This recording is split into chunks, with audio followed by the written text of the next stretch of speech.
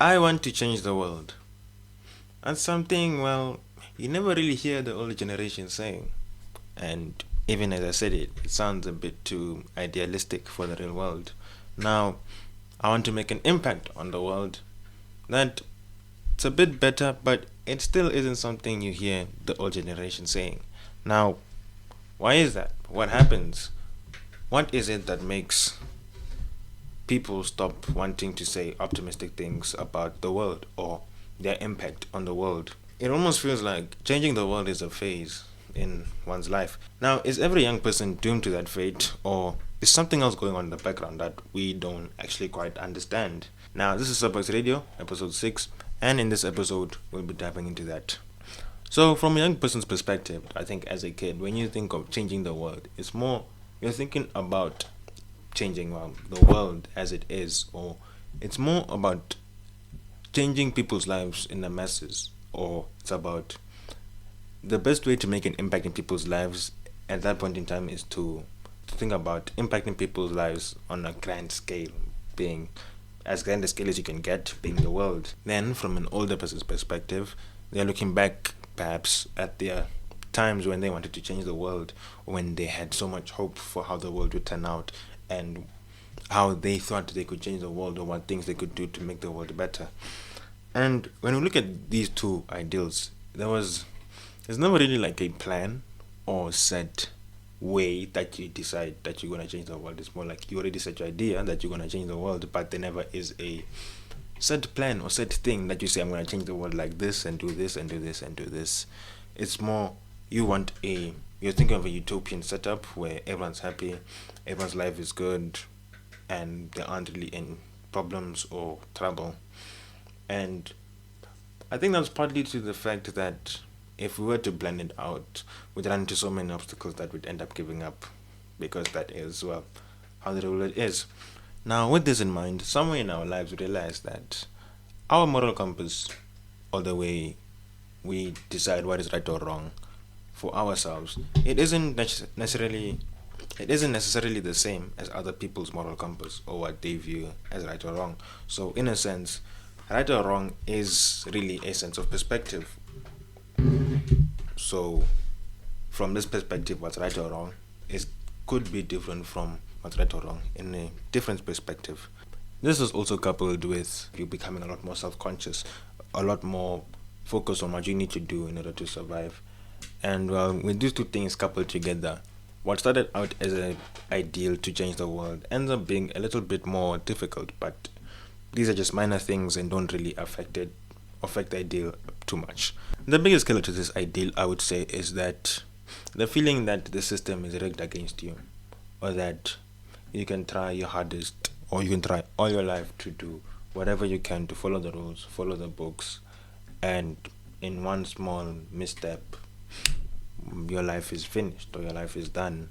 Whereas there, it feels like there are other people who are able to do, say, legal things to get into positions of power to get what they want, and for them, it feels as if life is a lot more easier for them.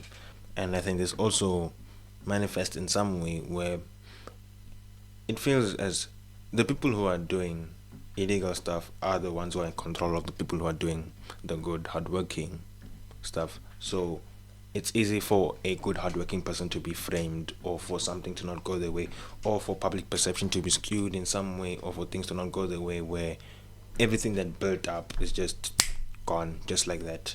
Whereas for a person of power or person in a powerful position who may or may not have done illegal things, it's easy for them to do or to be tempted into doing things that allow them, maybe they may be illegal, and it's easy for them, or it feels easy for them to just make that thing go away through some contracts or favors. But then I think that is what is the biggest killer to trying to change the world, or the ideal of trying to change the world, that it feels like the world the world in and of itself, it feels like there are powerful corporations that set the world the way it is, or who are benefiting from the way the world is, that if you were to try to change it as an individual, there are many things in place that stop you from doing that, or that put more or that more often than not put you in harm's way,